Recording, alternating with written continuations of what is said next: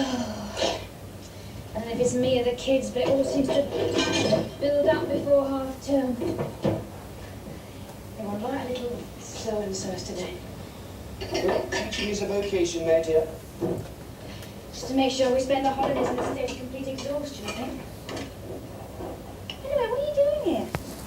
Buying tickets for the police ball? Yeah, and I put your mum down for 24. No, things were a bit slack, that's all. Slack? Sounds a mastermind. Don't tell me you stopped working 28 hours a day. Which reminds me, I hear he created a scene outside of school today. Who told you that? Let's sit down, shall we? Before you do some more damage. Ah, this is Detective Inspector Regan, Mr. Hilary Elkin, Member of Parliament. One of my constituents has made a serious complaint. Of police harassment. Me? Who? Edward Ford. I see. I could make a formal complaint to the Home Office, of course. What about it? But I think that you chaps should have a chance. Yes, well, we appreciate that, sir. Have a chance to deal with your own matters of discipline. Discipline? My trouble was I was a country boy. I was seduced by the bright lights, by the glamour. No, you did a good job, Governor, most of the time. Thank you, Jack. Did I ever tell you about This is his former boss who's in jail. I was talking to Endersby this morning. He tells me that when you sent Harrison down, he picked up on 5 plugs he never did. You know how it is, Jack. You've got to clear the books. Yeah, but why pick on those particular plugs? Because they fitted Harrison's M.O. Fitted being the operative word here, Governor. Don't try to rubbish me, son. You pulled a few strokes in your time. Were you paid to put those down there, Harrison? I'm asking you because within 24 hours, Harrison's going to be transferred to this ward. Now, if he's got a grudge against you, could be awkward. Do you remember that picture with Robert Redford, Deep Throat, I think it was called? All the King's Men, Governor. That's it, yeah. Well, that's me, Jack. Well, that could be me. The geezer in the garage. Because I'm not going out on a limb, even if they do put Harrison in here, because I got May and the kids to think of. You see, the way I look at it, Governor, is this. You weren't just looking to clear up a few outstanding crimes. You were bound to sweep that line to the carpet, and so give someone a clean bill of health. Now, all I want to know is who. I want a name. I'll try and keep you out of it, of course. What's up at 11 or do I change it with it? Hello, George. Hello. Looking for your governor? Yes. What's going on? Well, son, you could call it a briefing. On the other hand, you could say it was a piss-up for 10 public servants as they wait for a bomb to go off on the penthouse. Governor won't be long. We're going to do something. Well, I'm booking something then. 1 minute.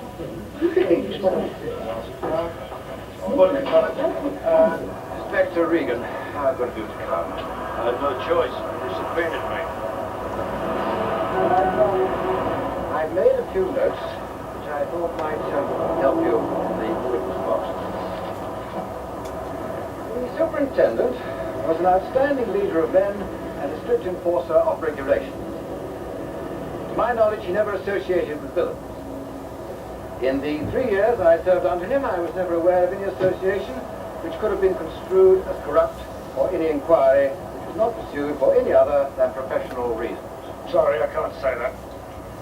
Inspector, my client is a distinguished police officer with whom you've had a close working relationship for the past 3 years. Mr. McKyle, your client is charged with corruption. Any officer testifying in his defence is asking to be tarred with the same brush. Everybody knows my client is completely innocent.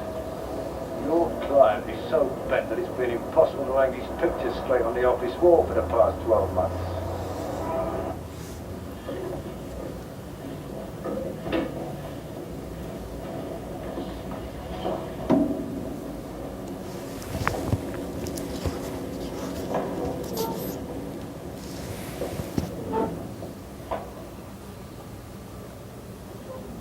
Why did you have to do it?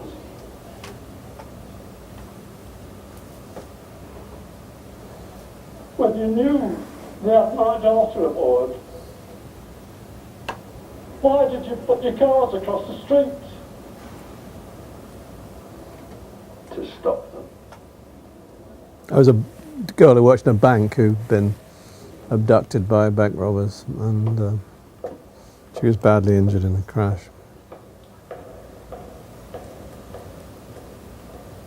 Eddie Boys is a villain. Now, Regan might be giving him a hard time. Yes, so- I know. He's a good cop. That entitles him to ignore the law of the land, respect, decency.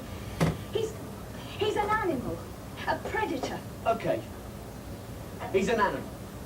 But he's an animal in a jungle, and it is a jungle. But it's one where he knows his way around. Sure, he'd trap his victims and he'd give them hell. But somebody's got to do it, so that you and all those kids you worry so much about can walk the streets in safety. Now, how do you think he survives at the yard, huh? Because he's a professional. And there aren't many of those about, let me tell you that much. There you go. All a far cry from Dixon of Dock Green, and the self-appointed guardians of morality particularly regularly castigated the series for being too violent. In fact, we never exceeded the IBA guidelines about what we could depict and not depict.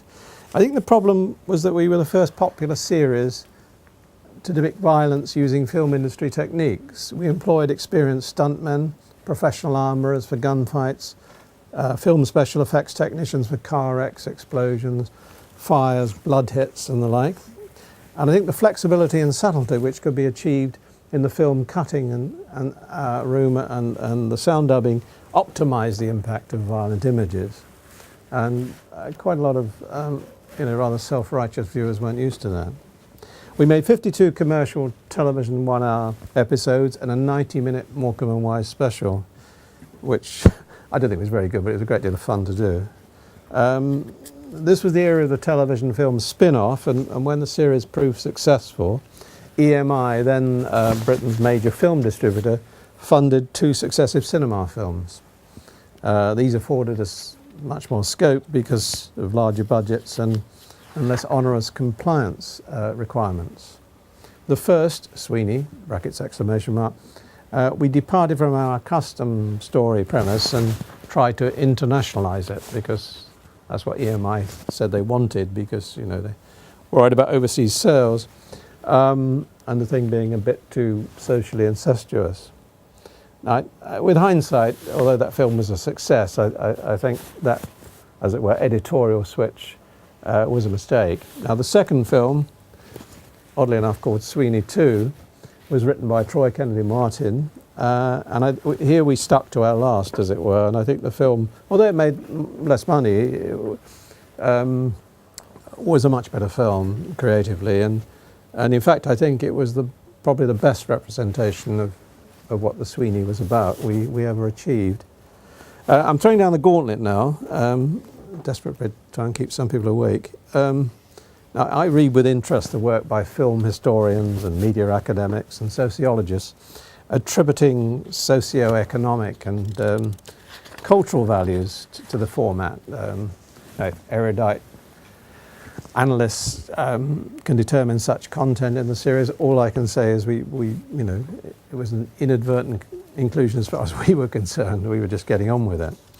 Of course, we tried to depict life in the flying squad as accurately we could, within all the constraints of dramatic license and the need to entertain. Now, of course, in reality, real officers working in the Sweeney didn't spend most of their working lives falling out of 4 Grenadiers firing from the hip, or wrestling with bank robbers, or, having exciting debauchery in strip clubs in Soho. And we left out all the boring things they do, like checking criminal records and filing their expenses and waiting interminably to appear in court to give evidence as witnesses in trials. I think because the episodes, again, were shot on the street to no small extent, I think we reflected the style, decor, popular culture, music and so on of the period more effectively than an equivalent studio-based drama might have done. We tried to portray the real lives of actual policemen as accurately as we could. Although they had to be dedicated to the job to stay and prosper in the flying squad. The flying squad detectives were not a very PC lot. There were no women working there then. They were sexist, cynical, promiscuous, heavy smokers and drinkers, and there was a latent racism not far below the surface. Now, police officers tend to be right of centre. Someone told me it's because they're inherently conservative, with a small c. I think most of them were, and I think still are, Daily Mail and Sun readers. Now, actors, writers and directors, certainly the people I was working with then, were usually left of centre, whereas most freelance, self-employed film technicians voted Conservative. John Thaw at that time was, well, he remained a staunch Labour Party supporter. So on the occasions there was among two occasions, I think there was a general election. It got quite lively in the pub and on the dining bus when John was going on, and all the guys were worrying about where they keep up the payments on their Spanish villa and so on. And we rarely had to show John, as Regan making a political statement, but when we did, we showed him, I think, this sort of rather atypical left-winger policeman. Anyway, I've got a final set of clips which I think shows perhaps a little too tongue-in-cheekly some of the things we try to deal with in this area. Ready to roll?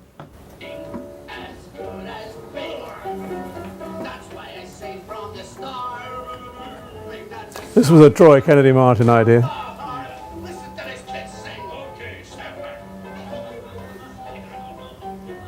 It doesn't have to be waiting a smile. Nothing's impossible. Long as it comes from the heart. It's not just a pretty face. It doesn't have to be classic or art. As long as it comes from the heart. Smile, baby. I'll get them that.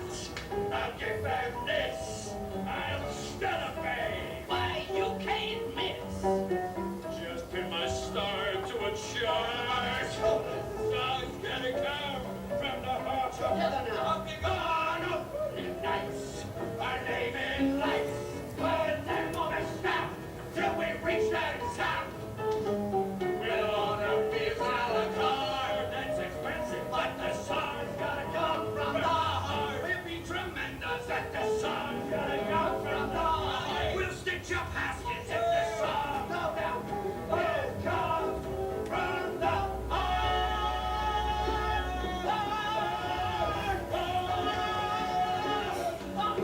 Give those boys a tonic water. It's a very young Maureen Lipman.